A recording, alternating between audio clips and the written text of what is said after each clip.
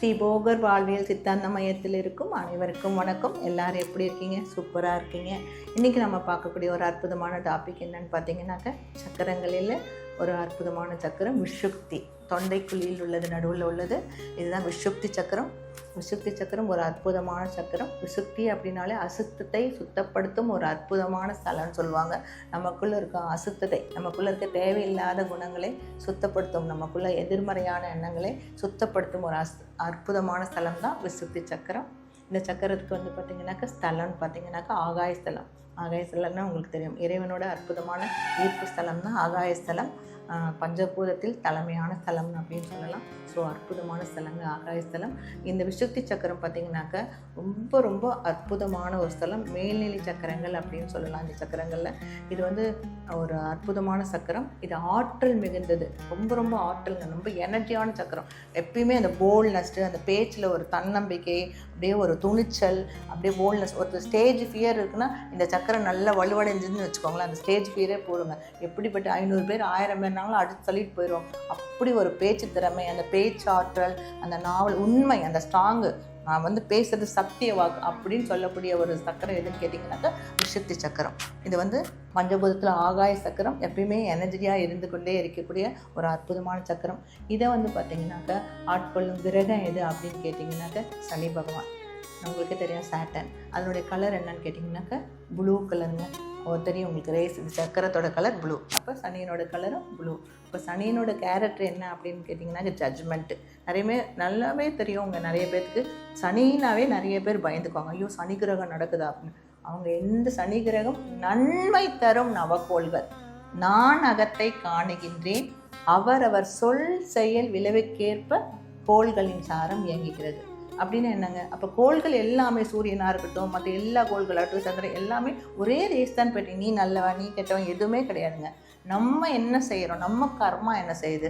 நான் இப்போ இன்றைக்கி உப்பு தின்னா தண்ணி குடிச்சு தாங்க ஆகணும். நான் எதை விதைக்கிறேனோ அதை தாங்க அறுவடை பண்ணணும். நான் கோவத்தை விதைச்சேன்னா கோவத்தை தான் அறுவடை பண்ணி ஆகணும். நான் புண்ணியத்தை விதைச்சேன்னா புண்ணியத்தை தாங்க அறுவடை பண்ணணும். நான் நல்லது செஞ்சேன்னா நல்லதை அறுவடை பண்ணணும். ஸோ அப்போ நம்ம வந்து நல்லா வந்து நிறைய பிரச்சனைகள், உடல் ரீதியாக நிறைய தப்பு பண்ணும் போது, அப்போ அந்த சனி கிரகம் வரும்போது அது ஜட்ஜ்மெண்ட். சனி கிரகனாலே இந்த நீதிமான் என்ன பண்ணுவார், நம்மளோட எல்லாத்தையும் பார்த்துட்டே வருவார். நிறைய வாய்ப்புகள் கொடுப்பார் நமக்கு திருந்தறதுக்கு, நிறைய அட்வைஸ் பண்ணுவாங்க. கடைசியாக என்ன பண்ணுவார், ஜட்ஜ்மெண்ட். அவர் பீரியட் வரும்போது, அப்போ என்னைக்கு கோர்ட்டில் கூட பார்த்திங்கன்னா அந்த பீரியட் வரும்போது தான் நமக்கு ஜட்ஜ்மெண்ட் கிடைக்குது. நிறைய டைம் பார்த்திங்கன்னா அதுக்கு எவ்வளோ நேரம் நம்மளை பற்றி புரிய வைக்கிறதுக்கு எவ்வளோ விதிகம் கொடுக்குறாங்க. அதே மாதிரி தான் சனி கிரகம் அப்படின்னாலே நீதிமான், ஜட்ஜ்மெண்ட். நல்லா பார்த்துக்கோங்க, அவ்வளோ அற்புதமான ஒரு இதுதான் சனி கிரகம். அப்படிப்பட்ட கிரகம் எப்படி நமக்கு நன்மையை மட்டும்தான் செய்யும். நிறைய நம்ம என்ன விழிப்புணர்வு இல்லாமல் மாயையில் சிக்கிக்கொண்டு நாம் என்ன பண்ணுறோம், நிறைய தப்புக்களை செஞ்சுட்ட பிறகு என்ன பண்ணிடுறோம்னா விட்டுறோம். அது விடும்போது அந்த பீரியட் வரும்போது என்னாங்கன்னா அதுக்குண்டான ரிசல்ட் கிடைக்குதுங்க. அப்போ நம்ம நல்லா இருக்கணும்னா என்ன பண்ணணும், கர்மா என்ன நடக்குது, நம்மளுடைய மனம் எப்படி இருக்குது, நம்ம வாழ்க்கை எப்படி போயிட்டுருக்குன்னு நம்ம தான் ஃபஸ்ட்டு வாட்ச் பண்ணோம். அதை விட்டு நம்ம என்ன பண்ணுறோம், ரொம்ப இதாக பண்ணிக்கிறோம். அதனால பிரச்சனைகள் வருது. ஸோ அப்போ ஜட்ஜ்மெண்ட்டு நமக்கு மாறிதான். அதே நிறைய பாருங்கள், நம்ம நல்லதே பண்ணுங்கள், உடலை சூப்பராக வச்சுட்டே வாங்க. அப்போ அந்த பீரியட் வரும்போது நம்ம உடம்புக்கு ஒன்றுமே பாதிக்காது. மனசு சூப்பராக வச்சுட்டு நல்ல காரியங்கள் செஞ்சு நல்லா வச்சுட்டு வந்தீங்கன்னா நமக்கு பாதிக்காது. எப்படி சூரியனோட ஒளி கதிர் வந்து வெயில் காலத்தில் நமக்கு வந்து லைட்டாக ஹீட் ஆகுது இல்லை, அப்போ என்ன பண்ணும், ஹீட்டாக நிறைய அப்படியே சூரியன் படதான் செய்யுதுங்க. அப்போ நம்ம என்ன பண்ணணும், காட்டன் உடையை போட்டுக்கிட்டு நல்ல குளிர்ச்சியான மோர் அந்த மாதிரி குடிச்சிட்டு இருக்கணும். நம்ம அந்த டைமில் நிறைய வந்து கோட்டு போட்டுக்கிட்டு காரசாரமாக சாப்பிட்டா என்ன சைடு எஃபெக்ட் தான் கிடைக்கும். அதே மாதிரி தாங்க கிரகங்கள் எல்லாமே அந்தந்த பீரியடில் அந்தந்த குணாதிசயங்களுக்கு ஏற்ப அது நடக்கும். ஸோ அந்த டைமில் நம்ம எப்பயுமே கரெக்டாக டிசிப்ளினோட வாழ்க்கை கரெக்டாக போயிட்டு இருந்துச்சுன்னா ஒன்றுமே நடக்காதுங்க. அவ்வளோ அற்புதமான இதுங்க. விஷுக்தி அப்படின்னாலே ஆற்றலுங்க. நமக்குள்ளே இருக்க ஆற்றலை பெருக்கக்கூடிய ஒரே சக்கரம் எதுனா விஷுக்தி தாங்க. இப்போ வந்து பார்த்திங்கனாக்கா நமக்குள்ளே சக்தி எப்பயுமே இருந்துகிட்டே இருக்குது, ஆனால் அந்த சக்தியை நம்ம பயன்படுத்துறதே இல்லைங்க. எப்படின்னா இப்போ இங்கேருந்து ஒரு கிட்டத்துலேயே ஒரு 100 அடின்னு இருக்குன்னு வச்சுக்கோங்களேன். 100 அடினா நம்ம வந்து நடந்து போனோம்னா அந்த 100 அடியை ஒரு 2 நிமிஷம் இல்லை 5 நிமிஷத்துக்குள்ளே போயிடுவாங்க. இதே ஒரு நாய் துரத்துனாங்க 1 நிமிஷத்துலேயே ஓடுவாங்க. என்ன காரணம், அப்போ ஒரு விஷயம் நம்ம அப்போ அந்த ஓடுறது யார், நம்ம தான். அந்த ஓட்டத்தை ஓடக்கூடியதும் யார், நாம தான். எப்படி ஓடுறோம் அப்படின்னா நமக்குள்ளே அந்த எனர்ஜி இருக்குது.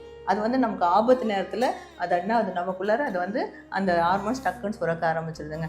அதுதான் நம்ம சொல்கிறோம். அப்போ எல்லா நேரமும் நமக்குள்ளே எனர்ஜின்னு நம்ம உணரணும். ஏன் உணர முடியலன்னா நமக்குள்ளே நிறைய காய்கள் விஷத்தி அப்படின்னு சொல்லப்பட்டு சுத்தம் அல்லாமல் நம்ம நிறைய கழிவுகளை மனதால் வரும் கழிவு, உணவால் வரும் கழிவுகள் நிறைய இருக்குங்க. அதை சுத்தப்படுத்தி அந்த பிராணசக்தியை நம்ம அதிகமாக பண்ண பிராணாயாமம் அதிகமாக பண்ண நம்ம ஆற்றல் ரொம்ப ரொம்ப அற்புதமாக இருக்குங்க. ஸோ அற்புதமான ஸ்தலம் தாங்க விஷத்தி ஸ்தலம். இது மனசால் என்னென்ன பாதிக்குதுன்னு நம்ம பார்க்கலாங்க. மனசால் பார்த்தீங்கன்னாக்க கம்பேரிசன், எல்லாத்துக்கும் கம்பேர் பண்ணுறதுங்க.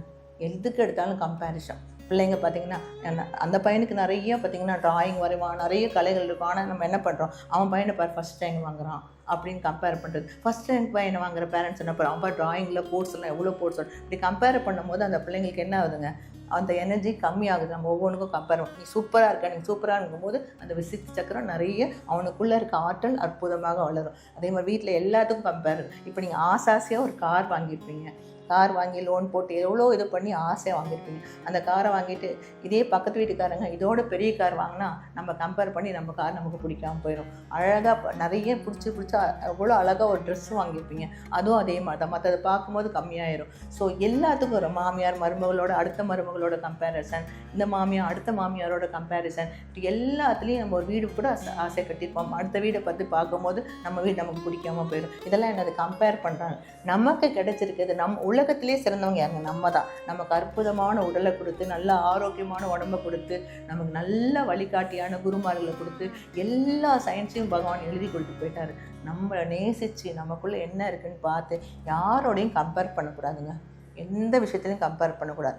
நம்மளால் முடிஞ்சு நமக்குள்ளே இருக்க எனர்ஜியை நல்லா ஆக்டிவேட்டாக பண்ணும்போது நம்ம வாழ்க்கை மிக மிக அற்புதமாக இருக்கும். ஸோ அதுக்கு விசித்தி சக்கரம் ரொம்ப உதவியாக செய்யும். நமக்குள்ளே இருக்க ஆற்றலை நீங்கள் தோண்டி எடுங்க. அப்படின்னா தேவையில்லாத களைகள் எல்லாம் பிடுங்கி எறிங்க. ஒரு செடி வளரணுன்னாலும் என்ன பண்ணணுங்க, சுற்றி இருக்கிற களைகளை பிடுங்கினா தான் அந்த செடி நல்லா வளரும். அது பிடுங்காமல் விட்டிங்கன்னா நம்ம இதுக்கு ஊற்ற வேண்டிய தண்ணியெல்லாம் உரங்கள்லாம் அது இழுத்துக்கும். அப்போ அதே மாதிரி நமக்குள்ளே இருக்க தேவையால் எதிர்மறை குணங்கள், அப்புறம் கம்பேரிசம், அதுக்கப்புறம் காசிப்புங்க. மெயினாக அந்த விசித்தி சக்கரம் அடைப்படுறதுக்கான காசிப்புங்க.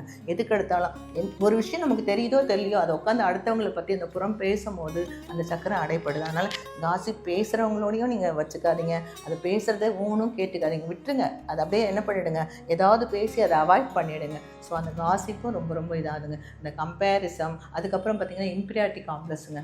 எதுக்கு எடுத்தாலும் தாழ்வு மனப்பான்மையில் என்ன பண்ணிடுது, நான் அவ்வளோதான், என்னால் முடியாது, நான் அவ்வளோதான், எனக்கு இவ்வளோ சக்தி இல்லை, அவன் தான் பெரிய ஆள் அப்படின்னு அந்த இன்ஃபீரியாரிட்டி காம்ப்ளெக்ஸ் ஆகும்போது நமக்குள்ளே இருக்க அந்த உற்பத்தியாக்கக்கூடிய அற்புதமான ஆற்றல் குறைய ஆரம்பிக்குது.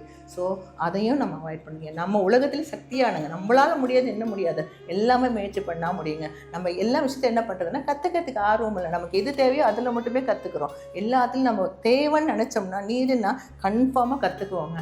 அப்போ அந்த கற்றுக்கிறதுக்கான ஆர்வத்தை நாம் தான் தூண்டணும். அவங்களுக்கு முடியுது, நம்மளால் முடியல, அப்போ நமக்கு அது தேவைப்படலான்னு நம்ம பண்ணலை.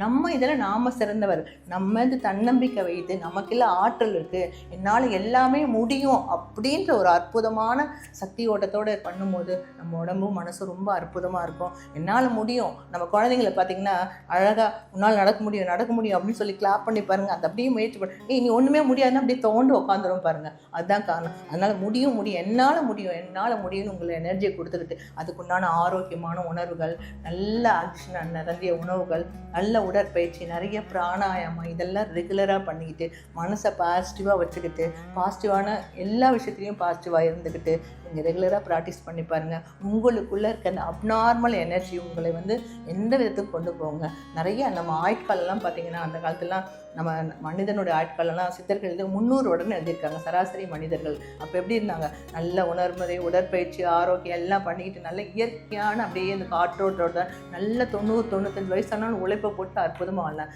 அப்படியே 300-200 ஆகி அதுக்கப்புறம் இப்போ 100 ஆண்டு ஆகி இப்போ 100 வயசுலாம் நம்ம விரல் விட்டு எல்லாம் அப்படி தான் இருக்காங்க. என்ன காரணம், எல்லாம் கழிவுகள் தாங்க. அந்த கழிவுகளை என்ன பண்ணுறதில்ல, வெளியாக்குறதே இல்லைங்க. உள்ளுக்குள்ளே நான் தான் தப்பு பண்ணிட்டேன், நான் தான் இந்த உடம்புக்கு தப்பாக பண்ணிட்டேன், இதை சரி பண்ணக்கூடிய என்கிட்ட இருக்குது, எல்லாமே இறைசக்தி எல்லா விதத்துலையும் கொடுத்துருக்கு. ஒன்றுங்க, பயிற்சி பண்ணணுங்க. எல்லாத்துக்கும் நம்ம பயிற்சி பண்ண நம்ம வாழ்க்கை அற்புதமாக மாறும். இந்த விசித்தி சக்கரத்தில் அப்நார்மல் எனர்ஜியை உங்களுக்குள்ளே இருக்க இந்த சக்தி அப்படின்னு சொல்லக்கூடிய விஷயத்தை வச்சுக்கிட்டு நீங்கள் எல்லாத்தையும் கிளியர் பண்ண அதில் அசுத்தம் விலகி நீங்கள் என்னவா மாறுங்க, அந்த சிவனோட அந்த ஜீவனுக்குள்ளே அந்த சிவனோட சக்தியை பெற்று உங்கள் வாழ்க்கை மிக மிக அற்புதமாக இருக்கும். இதுக்கான முத்திரை பார்த்தீங்கன்னாக்கா சங்கு முத்திரைங்க. சங்கு முத்திரை உங்களுக்கு எல்லாம் தெரியும். இப்படி கையை வச்சுக்கோங்க, வச்சுட்டு இந்த விரலால் அப்படி பிடிச்சிக்கிட்டு அப்படியே இந்த 4 விரலையும் கொண்டு போகிறதுங்க. பாருங்கள். இப்படி இருக்கல இந்த விரலை நல்லா அப்படி பிடிச்சிக்கோங்க. இந்த மீதி இருக்க 4 விரலையும் கொண்டு போய் இப்படி வரும்போது சங்கு மாதிரி தெரியுதுங்களா? இதை தொண்டைக்குழியில் வச்சுக்கிட்டு அப்படியே அப்படிங்கிற மந்திரத்தை பீஜ மந்திரம்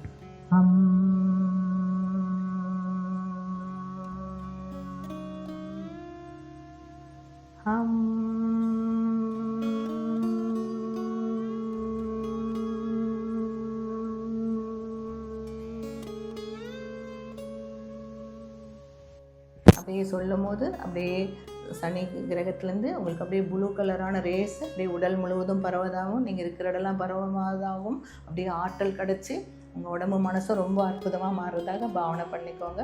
பெட்டல்ஸ் பார்த்திங்கன்னா 16 பெட்டல்ஸ், அது நடுவில் தான் இருக்குது விசுத்தி சக்கரம். ரொம்ப ரொம்ப சக்தி வாய்ந்ததுங்க. நீங்கள் ரெகுலராக ப்ராக்டிஸ் பண்ணி உங்கள் ஆறாவை நல்லா எக்ஸ்பிளண்ட் ஆக்கி உங்கள் மனசை உறுதியாக வச்சுக்கிட்டு தன்னம்பிக்கையோடு இருந்து அப்படியே அந்த வார்த்தைகளில் அந்த உண்மை நேர்மை அப்படின்னு எந்த குறிக்கோளை நோக்கி போயிட்டுருக்கீங்களோ அதுக்கான அப்படியே கோல் செட் பண்ணி உங்கள் வாழ்க்கையை அற்புதமாக வாழ்ந்து பாருங்கள். விசுத்தி சக்கரத்தோட எனர்ஜி அப்நார்மலாக மாறும். நம்ம அடுத்த சக்கரத்தில் இன்னொரு டைம் பார்க்கலாங்க. அனைவருக்கும் நன்றி, வணக்கம்.